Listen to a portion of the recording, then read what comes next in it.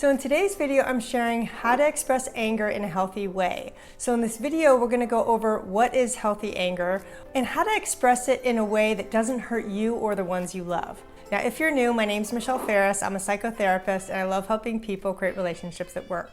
So if you come from a dysfunctional family like I do, like many others, you probably saw unhealthy forms of anger, like yelling, intense blaming. So you probably learned that anger wasn't a good emotion to feel. So you may have either struggled with it yourself growing up, or you may have stuffed it. In this video, I'm going to show you what healthy anger looks like and how you can express yourself in a way that works.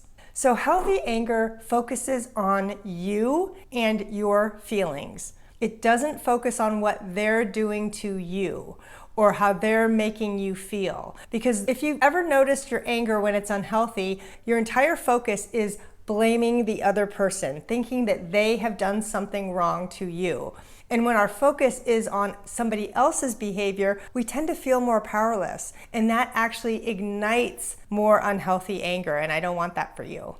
Another aspect of healthy anger is that it's subjective. It's your truth. It's your experience of what you see and what you interpret. It's not the absolute truth. And this is where a lot of us get stuck, especially if we didn't get our feelings validated growing up. We want to be right, and we feel very justified in our anger because we want it to be the absolute truth. But let's face it, all truth is subjective. What you hear, what the other person hears, varies.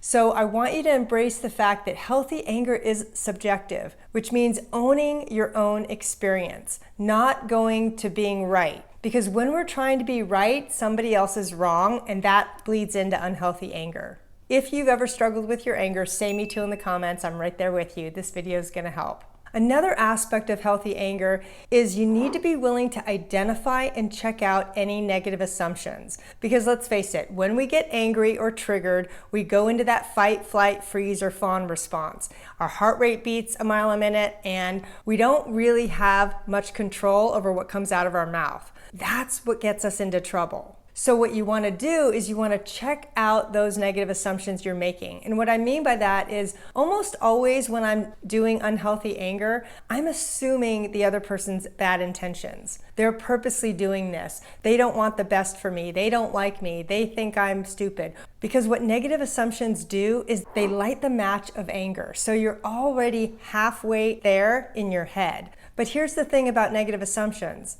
They're your assumptions, and they're not always true. Even me as a counselor, I can assume I know what somebody else is thinking about me, even if I know them really well, they're a family member or my spouse. But you know what? Almost every time I check it out, I'm wrong. And it's really humbling, but it's also a really good reminder because we don't know what somebody else's intention is. And unless they're a narcissistic person, most people don't set out to purposely hurt us.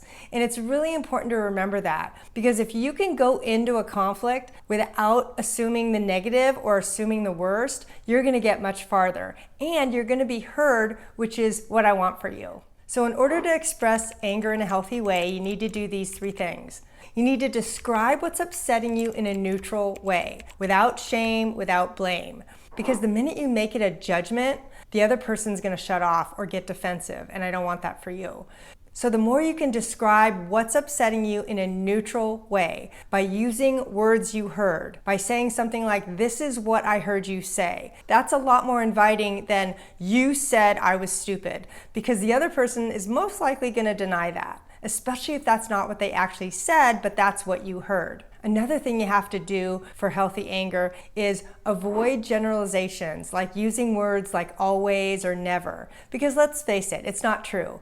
Nobody always does the same thing every single time. And the problem is when we're using that kind of language, we're supporting our own case for being right. And that isn't going to help you get heard. So we want to really stick to one offense at a time. We don't want to bring 5 years of history into that statement. You want to really focus on explaining why you're upset right now. The other thing I want you to do is don't say things like, "You made me angry." because it's not true. Everyone has a different response. So assuming that somebody made you angry or feel a certain way assigns them all the power, and that never feels good. Because what I want you to do instead with healthy anger is to take responsibility for how you feel. Because how you react in a certain situation, especially when it comes to anger, has more to do with you and your own history. It has something to do with the present situation, but not as much as you think. Because that negative self-talk or those assumptions play a huge part in our anger. But when we check out those assumptions, our anger becomes easier to control.